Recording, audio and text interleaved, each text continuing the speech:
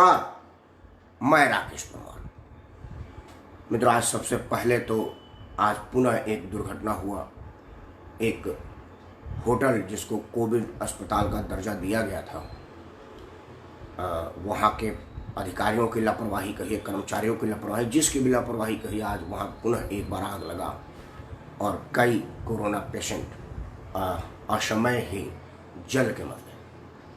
कल भी मैंने ये बोला था कि सरकारी कर्मचारी की लापरवाही आम जन के लिए कामों में लापरवाही होती है। अगर उसमें कोई वीआईपी की मूवमेंट ना हो तो वो लोग लापरवाह हो जाते हैं। मैंने कल बोला था, ये बड़ा दुखद है। भारत के एक क्षेत्र में आज एक फैक्ट्री में विस्फोट हुआ, उसमें भी कई लोगों की जान गई। एक तो कोरोना वैश्विक बीमारी आई है, इसका तोड़ नहीं दिखा रहा है, लेकिन जिस चीज़ की तोड़ है, जिस पर नियंत्रण किया जा सकता है, जिस पर लड़ा जा सकता है और जिससे बचा जा सकता है, हम उसमें अपने लापरवाही से अगर लोगों की जान ले रहे हैं तो ये सिर्फ निंदनीय नहीं है, दुखी करने वाला है।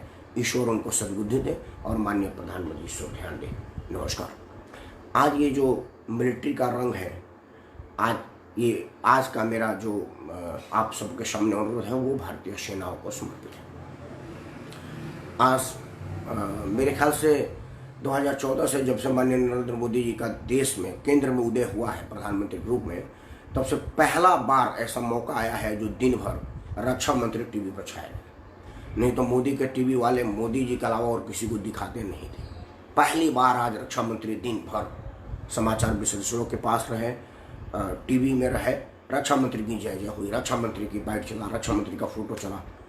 एक तो रक्षा मंत्री को पहली बार टीवी पर कवरेज देख करके मैं अभिभूत हूँ और उनको सादर प्रणाम करता हूँ।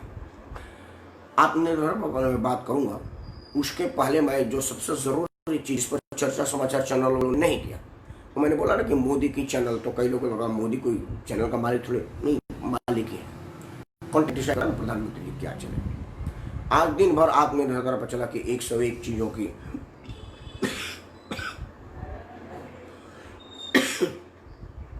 2 दिन से तबीयत खराब है।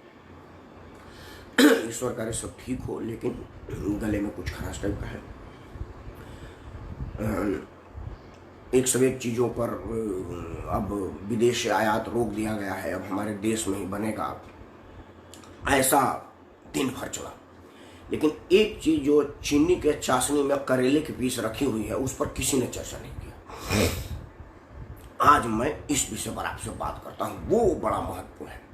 मतलब उसको अगर सीधी भाषा में कहें तो ठेठ भाषा में मैं हेडिंग वही डालने वाला था, लेकिन कई लोग नाराज हो जाते हैं, मैं इसलिए उसको हेडिंग नहीं डाला। मेरा हेडिंग था कि ठेके पर फौज, सरकारों की होगी मौज।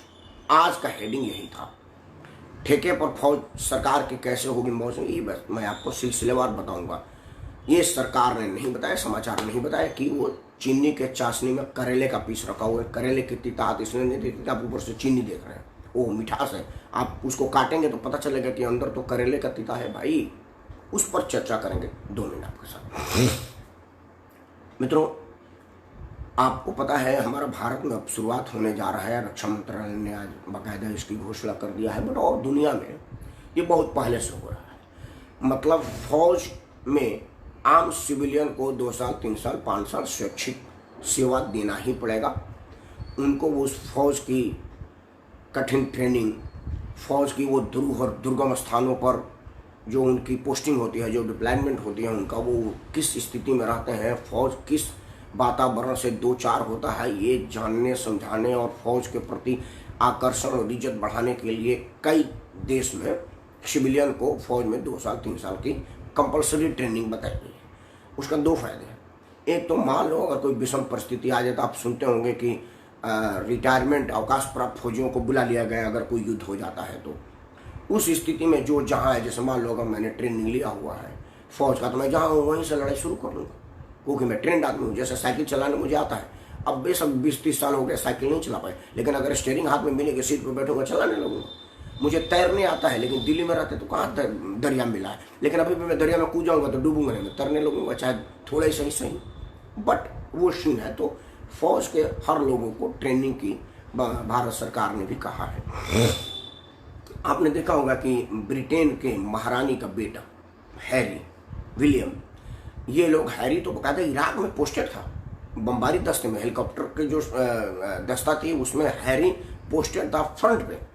बाद में समाचारों पर जब इसका खुलासा हुआ तो वो वहाँ के जो कमांडर था वो हैरी को बोला कि भाई आप देखिए आम फौजी हैं और अब पता चल गया कि आप राज परिवार के हैं तो कोई दुश्मन यहाँ पर अटैक ना करे, आपके साथ साथ और फौजियों की सुरक्षा को खतरा है, तो आप किसी गुप्त स्थान पर चले गए। मतलब ब्रिटेन का राज परिवार जिसका सूर्य कहीं अस्त नहीं होता था, उस राज परिवार का युवराज फौज में ड्यूटी देता है और आम फौजियों के साथ रहता है साल 2 साल 5 साल। तो ये फख्र की बात है, प्राउड की बात है, घमंड की बात है, अभिमान करने की बात है, बिल्कुल होना चाहिए। लेकिन जो इसके अंदर की बात है वो बात मैं आपको बताऊंगा, क्योंकि मैं तो जो कोई नहीं कहेगा वही तो कहने के लिए बैठे हैं, तो बाकी तो समाचार में सब आ रहा है, नोटिफिकेशन अखबार में छप जाएगा, लेकिन जो मैं कहने जा रहा हूँ ना वो नोटिफिकेशन नहीं छपेगा। आपका आशीर्वाद मैं उस पर चाहूँगा। मित्रों, जो सरकार की योजना है कि मान लीजिए कि वो आपको कहेंगे कि भाई आप फौज में 2 साल 3 साल 5 साल जितना आप रहना चाहे आइए, आपको वही ट्रेनिंग दी जाएगी जो आम फौजी को दिया जाता है। आपको वेतन भत्ता सब उतना ही दिया जाएगा जो आम फौजी को दिया जाता है, लेकिन आप ना पेंशन के हकदार नहीं होंगे। आप 2 साल के बाद छूट 3 साल, आपकी मर्जी है, 5 साल करे, 7 साल करे, 20 साल करे, वो कोई दिक्कत नहीं है। बट आपको फौज की पेंशन और कुछ जो सुविधाएं फौज को मिलती है, सस्ता राशन, अकोमोडेशन फ्री, ये सब आपको नहीं मिलेगा। आप फौज में अपना सेवा दीजिए। नौकारना सिंह को नमस्कार। अब यहीं पर वो मैंने जो बोला था ना कि चीनी के चाशनी में करेला का पीस रखा हुआ है, जो आप देख नहीं रहे हैं, चीनी की मिठास में करेला का तिताब आप नहीं देख पा रहे हैं। अब उसमें होगा क्या कि आप फौज में भर्ती होंगे 2 साल 5 साल, जो आदमी भर्ती अगर फौज में हो जाएगा, आजकल इतनी बेरोजगारी है, वो क्यों गांव में जाकर के हल चलाएगा, क्यों गांव में जाकर के चौकीदारी करेगा, क्यों दिल्ली के किसी कंपनी में आकर के नौकरी ढूंढेगा, दिल्ली कलकत्ता मद्रास कहीं भी।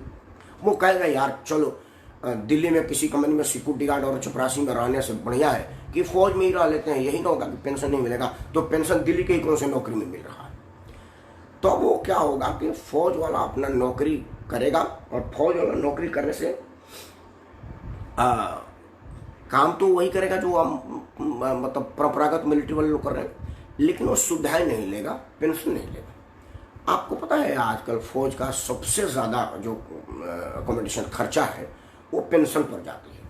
अगर 100 रुपया फौज के पास है ना, तो 70 रुपया पेंशन पर जाता है और 30 रुपया उसके और चीज़ों में जाता है। मतलब आप समझिए कि कितना ज़्यादा फौज का पेंशन पे और तनख्वाह पे खर्चा है।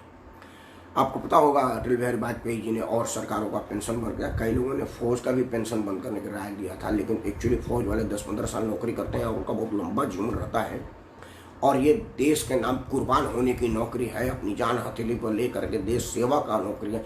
इसलिए बहुत सीधा सीधा किसी ने फौज का पेंशन बंद करने की हिमाकत करने की दुस्साहस नहीं किया। लेकिन अब क्या कि कान को ऐसे पकड़ गया, ऐसे पकड़ रहा है। वो पकड़ रहे हैं कि आपको स्वैच्छिक फौज में कहा गया है कि भाई हर सिविलियन अब फौज में ट्रेनिंग लेगा और जितना दिन रहना चाहे 2 साल 3 साल 5 साल, उसकी कंपलसरी के साथ 3 साल या 2 साल आप रहेंगे। अगर आपने ट्रेनिंग ले लिया है तो आप 5 साल रहिए, 7 साल रहिए, 10 साल रहिए, 15 साल रहिए, 20 साल रहिए, जब तक मर्जी रहिए।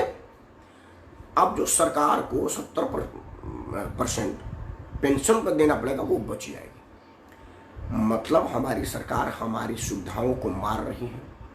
एक बार मैं अगर विधायक बन गया, बच्चा बाबू हमको देख रहे हैं बबुरा गाँव के, मान लो अगर विधायक बन गए, इनको टिकट का उम्मीद हो रहा है, तो एक बार अगर बच्चा बाबू शपथ ले लेंगे कि मैं वीरेंद्र बहादुर सिंह और बच्चा सिंह ग्राम बबुरा निवासी बिहार विधानसभा का सदस्य की शपथ लेता हूँ, विधि द्वारा स्थापित विधायक के रूप में अपने कार्यों का पालन करो, इतना रख करके साइन कर दिए। अब जब तक बच्चा बाबू ईश्वर कर उनको 100-150 साल जिए, स्वस्थ रहे, अच्छा रहे, वो पेंशन का हकदार रहेंगे। 28 या 56,000 किलोमीटर रेल का टिकट, हवाई जहाज का टिकट का हकदार हो जाएंगे एक बार शपथ ले लेने के बाद। उसके लिए बच्चा बाबू को जरूरत नहीं है कि वो MA M.Com हो। उनका तेजस्वी जो बिहार में मुख्यमंत्री की दावेदारी कर रहा है, 7वीं में 7 बार फेल है, तभी पास नहीं कर, 6ठा क्लास पास वाला आदमी मुख्यमंत्री की दावेदारी कर रहा है। एक वाला तो स्वास्थ्य मंत्री हो ही गया था, खींच खाच के मैट्रिक पास, और कई लोग हैं उठाटा। खैर मेरा बात इस पर नहीं, मेरा बात यही कहना है कि सरकार आम जन के भावों को कुचलने के लिए, आम जन के हितों पर कुठारघात करने के लिए, देखिए सरकार ईमानदार होते अगर वो कहती कि भाई देखिए, जिस तरह से माननीय नरेंद्र मोदी जी ने घोषणा कर दिया कि अगर आप प्रधानमंत्री नहीं है तब आपको SP की सुरक्षा नहीं मिलेगी, जिसमें राहुल सोनिया और प्रियंका जी के SP खत्म हो गए। हालांकि वो एक राजनीतिक स्टंट था। वो उनके पास जो जवान गार्डिंग दे रहे हैं सुरक्षा को, वो वही वाले लोग हैं जो पहले एसपीजी के नाम पर थे, अब वो अपने सिविल पुलिस के नाम पर है। पैसा उतना ही लग रहा है, अच्छा सरकार का उतना ही लगा, बट वो एक राजनीतिक माइलेज लेने के लिए उन्होंने कहा था, वो एक अलग होता है उसमें। जिस तरह से नरेंद्र मोदी ने कहा था कि प्रधानमंत्री अगर नहीं है, प्रधानमंत्री के परिवार के वर्तमान प्रधानमंत्री के नहीं है, तो आपको एसपीजी नहीं मिलेगी। उसी तरह से नरेंद्र मोदी एक और घोषणा कर दे कि भाई जब तक आप संसद विधायक हैं, आपको संसदीय काम के लिए स्टाफ चाहिए, सिक्योरिटी चाहिए, आने जाने का भाड़ा चाहिए, ठीक बात है भाई, आपको बबुरा से पटना आना है तो जनता का काम है तो आप आइए। लेकिन अब जब विधायक हार जाएंगे और जनता आपको ठुकरा देगी, तब काहे का पैसा भाई? ये मोदी जी नहीं कर रहे। अब मोदी जी ये नहीं कर रहे कि भाई जब आप एमपी हैं तो बलिया से, आरा से आप आ रहे हैं दिल्ली काम के लिए, तो ठीक बात है, आपको जहाज चाहिए, रेल चाहिए, एकोमोडेशन चाहिए, स्टाफ चाहिए। लेकिन जब आप कुछ भी नहीं है तो दिल्ली के सड़कों को नापने के लिए आपको सरकारी खर्चे पाया जाएगा, वो नहीं बोल रहे। लेकिन और नौकरियों का पेंशन खत्म कर दिया, अध्यापकों का पेंशन खत्म कर दिया, मिलिट्री पर कोई दृष्टि बड़ी थी, लेकिन बहुत ज़्यादा चूंकि मिलिट्री का है, अगर मिलिट्री हमारी थोड़ी सी नाराज होगी तो क्या होगा। अब उन्होंने ऐसे पकड़ करके कान पकड़ा है। उन्होंने कहा है कि भाई हम हर भारतवासी को ट्रेनिंग दे रहे हैं, हर भारतवासी मिलिट्री का है, उससे उसको फौज की गरिमा का पता चलेगा, फौज के संघर्ष का पता चलेगा, फौज के दुरूह से दुरूह स्थिति में काम करने की वैल्यू का पता चलेगा, तो आम जनमानस में फौज का भाव बढ़ेगा, फौज का इज्जत बढ़ेगा। वो पहले से ही है, हमारे फौजियों के प्रति इज्जत की कमी नहीं है, इज्जत की कमी नेताओं और अफसरों के प्रति है, हमारे फौजी के प्रति कहीं पूरे देश में इज्जत का लेस मात्र भी कमी है।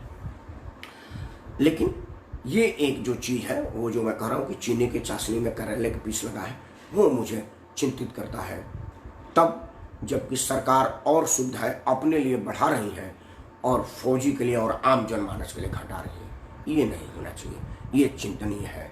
और एक बार मैं प्रधानमंत्री से निवेदन करूंगा, क्योंकि कहने के लिए रक्षा मंत्री हैं, देश में नरेंद्र मोदी के अलावा कोई है ही नहीं, वो इसीलिए मैं नरेंद्र मोदी से हाथ जोड़कर प्रार्थना करता हूँ कि जिस तरह से आप अपनी ख्याल रखते हैं, अपने लोगों को भी ख्याल रखें जिन्होंने आपको वोट दे करके प्रधानमंत्री की कुर्सी तक पहुँचाया है। जय जवान जय किसान। अब बात आता है जो आज बड़ा 3 मिनट टीवी पर आप सुने होंगे, उस पर बहुत ज़्यादा नहीं बोलना, 10-5 मिनट का बात। ये एक भारतीय कंपनियों के लिए, भारतीय बाजार के लिए, रक्षा क्षेत्र के बाजार के लिए और भारत के उद्योगपतियों के लिए अब एक स्वर्णिम मौका है। 52,000 करोड़, दोबारा से बोल रहा हूँ, 52,000 करोड़ का आयात हमारी सरकार ने किया है, जिन चीज़ों को प्रतिबंध कर दिया गया है। मतलब वो 52,000 करोड़ हमारे देश में रहेगा। मैं ये तो नहीं कह सकता कि रोज रोज जो रक्षा सौदों में दलाली की बात आती थी, जैसे हमने बोफोर्स में सुना, फलाना में सुना, कॉफिन घोटाला में सुना, ये सब जो हम सुने हैं वो एक अब नहीं होगा, ऐसा तो नहीं हो सकता, क्योंकि वो विदेश से तो मांगने में थोड़ी दिक्कत होती थी, कैसे आएगा, यहाँ तो दिल्ली का दिल्ली में बात हो जाएगी। तो ये तो मैं नहीं कह सकता कि कमीशन खोरी बंद हो जाए, लेकिन पैसा हमारे देश में ही रहेगा, वो चाहे आपके पास रहे, कंपनी वाले के पास रहे या हमारे नेताजी के पास रहे। वो कमीशन का पैसा स्विस बैंक में जमा करते थे, बीच में मर जाते थे, स्विट्जरलैंड में पैसा रख लेता था, क्योंकि उसकी कोई नॉमिनी में होती नहीं, आपको मिलता नहीं था। कई हजार करोड़ अरबों डॉलर हमारा विदेश में नेताओं का है, मर गए बेचारे और वो वहीं तो वहीं रह गए। हमारे पैसा से यूरोपीय कंट्री मालामाल है, वो बैंक में 1% लोन देते हैं और हमको 14% से 44% लोन पर लोन लेना पड़ता है, क्योंकि हमारा पैसा तो विदेश में चला गया है। तो कम से कम भारत में होगा तो भारत में लोन लेगा, भारत में सोना खरीदेगा, भारत में जमीन खरीदेगा, अर्थव्यवस्था भारत की मजबूत होगी। रक्षा क्षेत्र में आत्मनिर्भरता वो प्रधानमंत्री का एक स्लोगन है, लेकिन आपको पता है भारत में रक्षा क्षेत्र आज से नहीं है, बहुत दिनों से है। करीब 30 साल से तो भारत की बुलेट प्रूफ जैकेट पश्चिमी अमेरिका में जा रहा है और वो अपने अमेरिका से ज़्यादा हमारा बुलेट प्रूफ जैकेट लेता है। हमारा जो इलेक्ट्रॉनिक सेंसर है, जो इलेक्ट्रॉनिक डिवाइस है, वो हमारा जाता है कई बढ़िया देशों में। हमारा वो सुपरसोनिक जहाज, हमारे ये त्रिशूल हेलीकॉप्टर, हमारे ये सूर्यकिरण हेलीकॉप्टर, हमारा ये तेजस, ये कई जगह देशों में ऑर्डर मिल चुका है। अब तो बल्कि हम सैटेलाइट में की बहुत बड़ा मार्केट है, दुनिया हमसे अपना सैटेलाइट ले रही है, तो ये सब ठीक है। लेकिन अब इसमें क्या होगा कि भारत सरकार को पारदर्शिता की जरूरत पड़ेगी। वो एक इतना सख्त और एक कड़ा कानून बनाए जिससे बीच में जो वो मिडिल मैन की आवश्यकता होती है, जो दलाली वाली बात होती है, वो ना हो और वो दलाली रुक जाए। हालांकि ये बड़ा मुश्किल काम है, ये इतना ही मुश्किल काम है जितना पाकिस्तान को सुधरना और चीन को संभालना वाली बात है। लेकिन फिर भी हम जैसे लोग दुआ तो कर ही सकते हैं, प्रार्थना तो कर ही सकते हैं, मांग तो कर ही सकते हैं। मित्रों, आज रक्षा क्षेत्र में आत्मनिर्भरता का ऑफिशियल बयान सुन करके पिंग है भारतीय, मेरा दिल गदगद है। भारतीय कंपनियों को रोजगार मिलेगा तो हमारे लोगों को रोजगार मिलेगा, क्योंकि जो कंपनी भारत में लगेंगी वो अमेरिका से तो कारीगर लाएगा नहीं, अपने लोग वहाँ पर रोजगार पाएंगे। तो एक तो भारतीय अर्थव्यवस्था मजबूत होगी क्योंकि भारत का पैसा भारत में रहेगा, और दूसरे भारतीयों को रोजगार मिलेगा। तीसरा क्या है कि अपने हाथ का जाना पहचाना परखा हुआ सामान हमारे फौज को मिलेगा। दुगनी उत्साह से फौज हमारे दुश्मन देशों का मुकाबला करेगी। फौज को सलाम, फौज के सम्मान को सलाम। मित्रों, आज एक बात फौज के अलावा कह देता हूँ, पूर्वांचल का होने के नाते हम लोग पूर्वांचल में हैं। पूर्वांचल में बाढ़ और कोरोना दोनों तरफ से हमको मार रही हैं, सरकारें कुछ नहीं कर रही हैं। इसलिए आप कोरोना से डरें, क्योंकि अब कोरोना सरकार के लिए कोई खबर नहीं रह गई है, सरकार के लिए कोई मैसेज नहीं रह गई है। अब कोरोना इस तरह से जैसे कोई एक्सीडेंट आता है, आज 20 लाख आए, 5 लाख मरे, 2 लाख आए, मतलब वो एक सिंपल समाचार आ गया है। वो पैनिक सिचुएशन कोरोना नहीं कर पा रही है। लेकिन आप कोरोना से डरें, कोरोना से संभलें, क्योंकि कोरोना का रफ्तार, मारक रफ्तार और कोरोना की मार करने की क्षमता अभी उतना ही है। मित्रों, आप पूर्वांचल के लोगों की शान, पूर्वांचल के लोगों की एकता और पूर्वांचल के लोगों की मांग महाराष्ट्र सरकार और बिहार सरकार की लड़ाई बना दिया है। लेकिन फिर भी सरकारों को झुकना पड़ा, और पूर्वांचल का एक लाल सुशांत का केस अब सीबीआई जांच करेगी। वो तो टीवी में रोज आ रहा है, लेकिन मैं कह रहा हूँ कि ये होता है आपका मारक क्षमता है, आपका अपना क्षमता, जो आप लोगों के सामने एकता की प्रदर्शन करते हैं। आप एकता की प्रदर्शन करिए और अपने बच्चा बाबू जैसे लोगों को समझाएं कि भाई कोरोना सरकार के खाते में ख़त्म हुआ है, ख़त्म नहीं हुआ है, कोरोना है। आप कोरोना से डरिए, तभी जा करके हमारा देश स्वस्थ रहेगा, संपन्न रहेगा। फौज की हितों की रक्षा, फौज की सम्मान और मनोबल की रक्षा हो, ये मैं परमपिता परमेश्वर से प्रार्थना करता हूँ और नरेंद्र मोदी से मांग करता हूँ कि कृपया फौज के हकों से, फौज के अधिकारों से ना खेलें। अगर आप अकेले 400 गाड़ियों की काफिला में चल सकते हैं, फौज की तो एक ही गाड़ी चलती है, उनके अधिकार करा रहे हैं, क्योंकि उन्हीं के स्थान पर आप चीन से टकराने की हिम्मत ले रहे हैं, उन्हीं के स्थान पर आप पाकिस्तान को औकात बता रहे हैं। तो जिनके बल पर आप कर रहे हैं उनका सम्मान करें, उनके हितों का सम्मान करें। इन्हीं शब्दों के साथ मैं राकेश कुमार आप सबको सादर करता हूँ। जय भारतीय सेना, जय जवान, जय जवान, जय जवान।